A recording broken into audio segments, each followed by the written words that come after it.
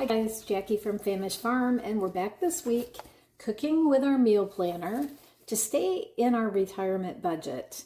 And I've also got that 4-inch tall stack of recipes that I've been trying to weed through during 2024. First up from the November 2024 issue of Southern Living is the Cheese Dream Breakfast Casserole. Now, Rod and I do intermittent fasting, so that means we don't typically eat breakfast, but we still crave a really good breakfast. So this was a no-brainer for our list.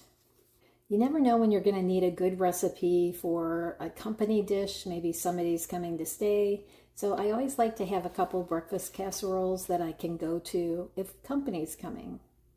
Next up, from modernhoney.com is the viral TikTok recipe for Boursin cheese baked pasta. Now, this one I'm doing a little different because I'm going to make a homemade version of the Boursin cheese. And honestly, I don't know what's taken me so long.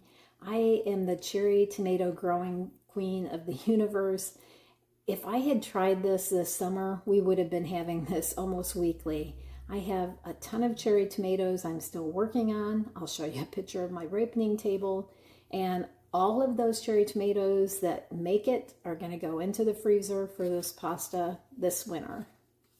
Next up from southernliving.com is a recipe called the Cattle Drive Casserole. And I like this one because it had Cheddar Bay biscuits, the Red Lobster mix, as the first ingredient. I've never tried those. I've made knockoff versions of that. I wanted to get the actual boxed version and give it a try. Unfortunately, my Walmart was out of them, so I just got another one that looked similar. It was a cheddar biscuit from Nick's or something like that. Another reason I like this recipe, you could use not only ground round, ground beef, obviously, and even ground turkey, and this would be really good. So guys, let's get cooking. And another reason I'm making this, I had leftover loaf of the brioche in the freezer, so great way to use that up. Here I am preparing my baking dish, and guys, I am doing roughly a half recipe of this casserole. Instead of cooking it in a 9x13, I'm just going to use my little 8x8 oval-ish pan. The recipe calls for finely shredded, extra sharp yellow cheddar. Now, this is just whatever cheddar cheese I had in the fridge. I usually do have a version of sharp cheddar of some kind, so this should work out just fine. And then you're going to want some softened butter. I put mine in the microwave because I forgot to take it out of the fridge, so mine is more melted. You're going to add all of your cheese to the butter, and then if you have an electric mixer that is working, mine is not, you're going to mix it on medium until blended, about 15 seconds. Then add your smoked paprika, part of the Worcestershire the recipe calls for, part of the dry mustard, and part of the cayenne pepper. We go real light on that. And then you're going to mix that all together. And with your mixer, this only takes about 10 seconds. By hand, it'll take a little longer. The recipe calls for putting these in 4 rows of 14. I obviously am using a smaller pan, so I'm going to do 3 rows, and I end up really having to kind of cram these in just to make them fit. You guys do it artistically and beautifully, especially if you've got company coming. This is for a weeknight dinner for Rod and I, so I am being less artistic and more, let's get dinner on the table. So let me show you how it ended up. Here I've about got them all in, and you can tell it's not as pretty. If you see the one in the magazine, I'll flash a picture of that too. It's very pretty. They also say that you can alternate the rows. You could even make like a checkerboard pattern. You can make it all kinds of fancy ways. This is my first time making this. I just want to make sure this is good before I spend any more time with it. Now we're going to make the custard that goes over it. The full recipe calls for 8 eggs. Obviously, I'm just going to use the 4. The recipe calls for half and half, but I am going to use up this carton of heavy cream. And then to make up the difference here, I'm going to add in some Greek yogurt. I'm completely out of milk. I probably have some in the freezer. I'm just not spending the time to get it ready. So I'm going to use as much of the whey in the yogurt as I can to make it a little more goopy. And then before I mix it up, let's add the remaining Worcestershire, dry mustard, and I'm going to live dangerously. I'm adding even more cayenne pepper.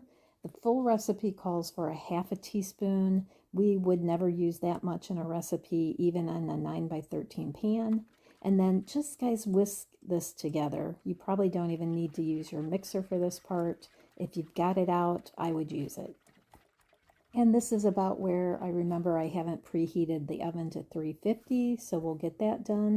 And because I'm not sure how much this is going to poof up and how close this is to being an actual half of a 9x13 pan, I'm going to go ahead and bake it on a cooking sheet or a cookie sheet. You do you. And then you're just simply going to pour your egg mixture over your beautiful casserole dish with the brioche bread. And while the recipe doesn't direct you to do this, I want to make sure that all of these pieces of bread are exposed to the custard mixture. So I'm going to spend a few minutes and kind of poke everything down. And I do end up kind of rearranging that one slice of bread on the top, that one. I'm going to, yeah, here I go. I'm going to kind of cut it in two and squeeze it in better.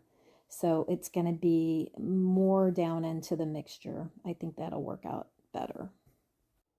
The final ingredient is 6 thick cut slices of bacon cooked and crumbled. Guys, that's just too much work for me. I always keep a bag of this pre-cooked bacon, and I'll just add a few tablespoons of that to the top. And then the chives the recipe calls for, I'm just going to skip those and put this right into the oven. You're going to want to bake it for 30 minutes and the egg mixture will puff up. Put some foil on it, which I discover later, so I'll come back and do a little bit of foil on top of that. The second part of the baking, you'll want to remove the foil and let that top become nice and browned and make sure that the filling is set. So it says that it will take 10 to 15 minutes longer, and then you'll want to let the casserole sit for 10 minutes before slicing. So this came out of the oven just gorgeous. If you had spent some time on arranging your bread, I bet it's even prettier. This was also delicious. It's pretty rich, guys, but this is something that we'll keep and try again, especially if I have a half a loaf of brioche bread. Look at this, beautiful. Ron and I both enjoyed it, and it will go into the company rotation. This recipe is a meatless option, but I happen to have a couple packages of turkey in the freezer left over from Thanksgiving, so I'm going to make mine a turkey combination white and dark meat turkey, chopped turkey recipe. Here I am just starting to make my homemade Boursin cheese, and basically it's cream cheese, some room temperature butter, and then a little Parmesan cheese and a whole bunch of spices. So I'm just going to kind of speed through this. There were a couple things I didn't have, so I substituted liberally and I left some out altogether. It turned out delicious though, so feel free to give it a try and make it yours. The recipe called for doing a whole 16 ounces of cream cheese, and I had roughly about 5 ounces left in a package. So I'm kind of splitting the recipe in thirds, and then simply mix this together. And this is a little hard just because my cream cheese is probably, and the butter is not as thawed as it should be. Okay, so back to our Boursin cheese baked pasta. I'm going to use my lasagna pan, and basically I'm making a half of the recipe. The recipe calls for a 9x13 dish. You can see I have already sprayed that with cooking spray, and then I'm just going to add this Boursin cheese to the bottom of the dish along with the cherry tomatoes. At this point, this is when you sprinkle with olive oil and then pop it right into your 375 oven. I wish I had done that, but I decided to add my turkey. And adding the turkey was a great option to add some protein to the dish. However, I don't think it gave the tomatoes as much of a chance to roast and split. Maybe just add the turkey towards the end of the cooking time, maybe 10 minutes or whatever. That's the only thing I wish I had done differently. Now you'll see some of my chunks of turkey were pretty big, so I'm just going to take a minute here and cut those into bite-sized pieces. Now, this is the point where the recipe wants you to salt and pepper and add your garlic and red pepper flakes. I'm just going to use pepper, no salt, no garlic. We already put garlic in with the Boursin cheese, so I'm going to just see if that will do the trick.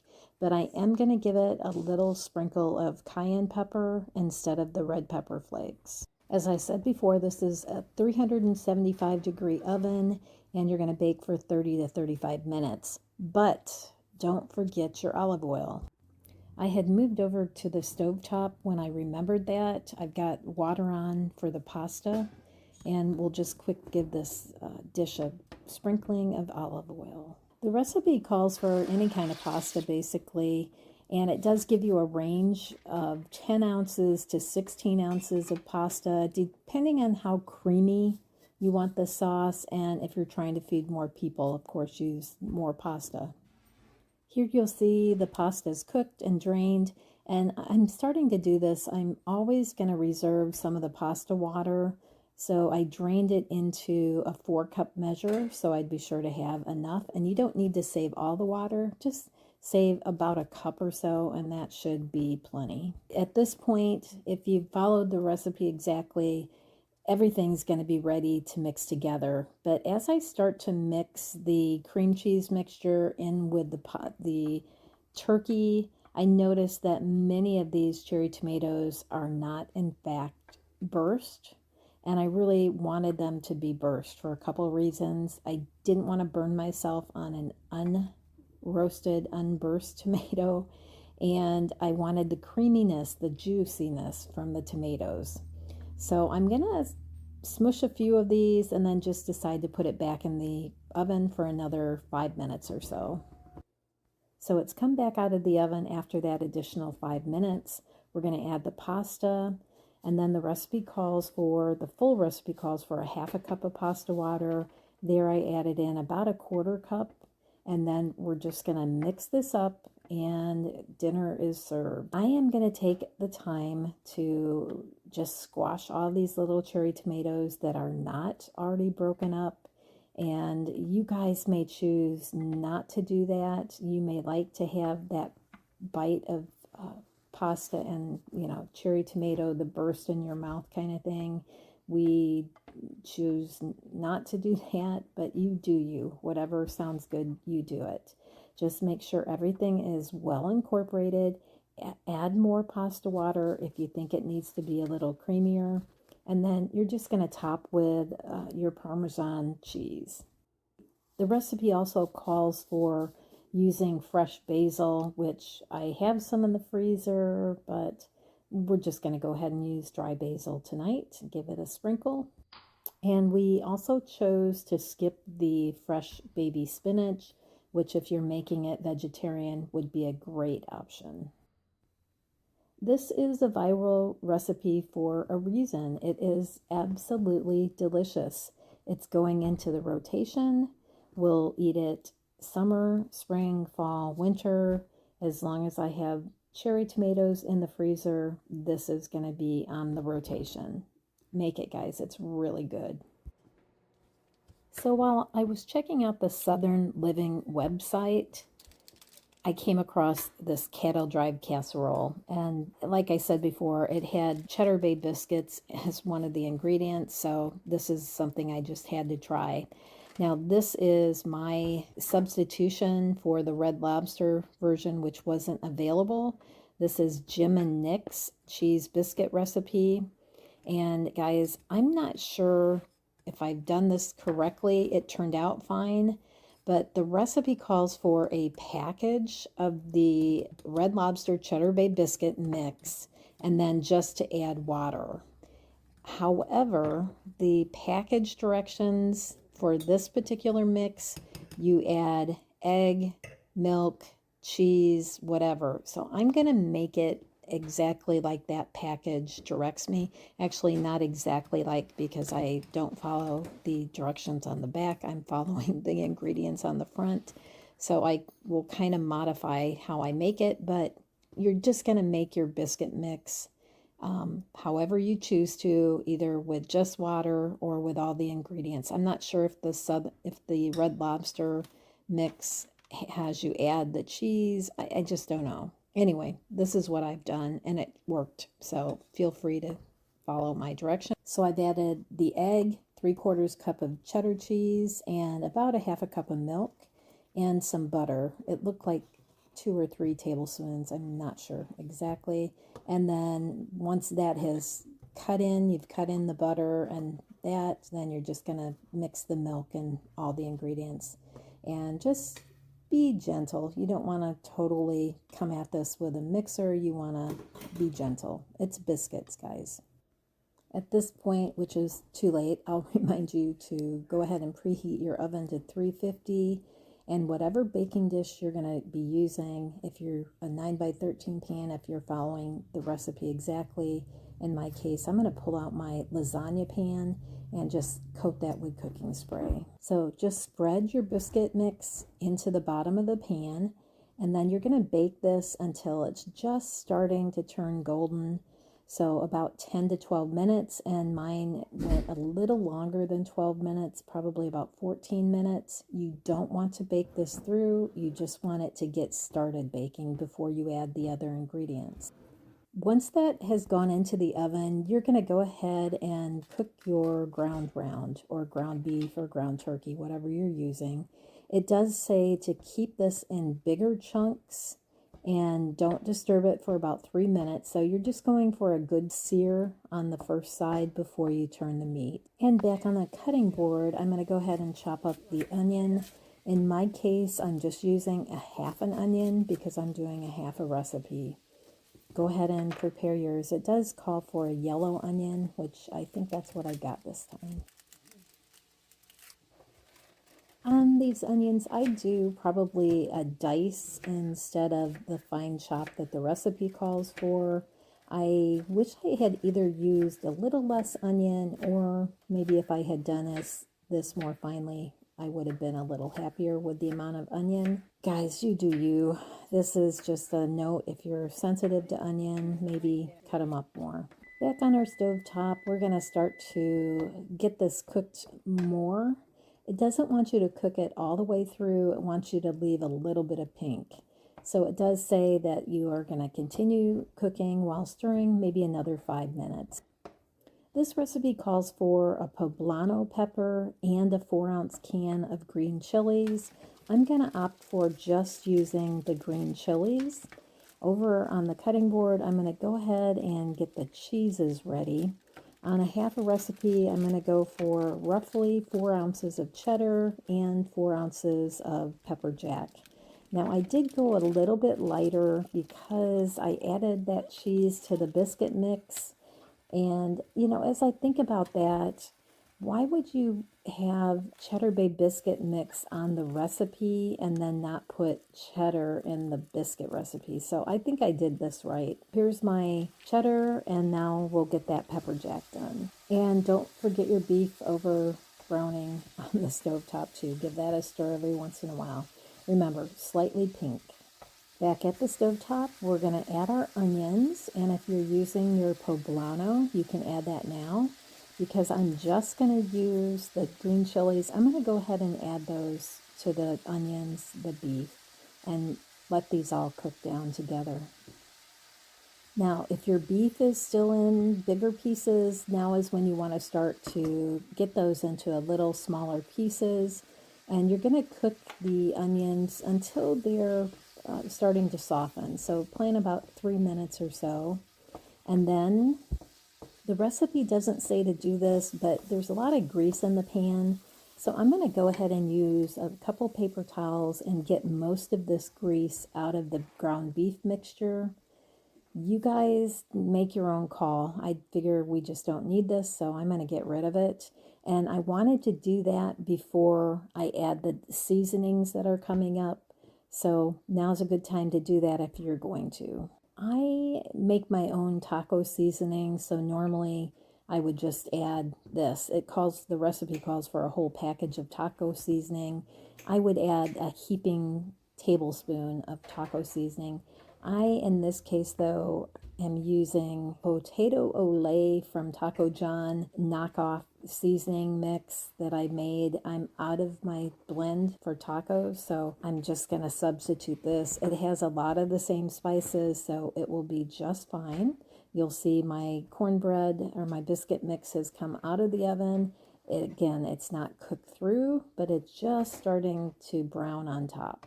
Not even, just lightly brown on top. I'm going to go ahead and prepare the other component to this meal, which is a creamy sauce mixture. This is going to be some mayonnaise and sour cream, and it calls for even parts of that, so I'm just going to kind of eyeball the sour cream based on how much mayonnaise I did. And this is perhaps where I would make a change for next time. This recipe does call for smoked paprika, and I am not 100% on board with the smoked version, or maybe I just needed to add a little less. But we're going to mix all of those ingredients together and then just set that aside until you're ready to assemble the casserole. Just kind of evenly dollop those. Oh crap, I forgot to add half of the cheese of each of the cheeses to our mayonnaise sour cream mixture and stir that together. It wouldn't have been the end of the world to forget that, but we'll move back over to our casserole here and then evenly spread this cheese mixture over your casserole. And you don't have to be pretty with this, guys, because you're going to end up spreading this evenly over the entire surface. So just get it on there, get it spread out. And once you have that all spread out, you're just going to top this with your cheese. Now this is going to go back into the oven, and you're just going to let it brown a bit, and you want it bubbling around the edges. So roughly another 30 minutes or so, and then you'll let it set for 10 minutes before you serve. Honestly, guys, I don't think I did the 10 minutes waiting time. Probably do that. Great for cold weather casserole. We will make this again, although it makes such a huge amount, even a half a recipe.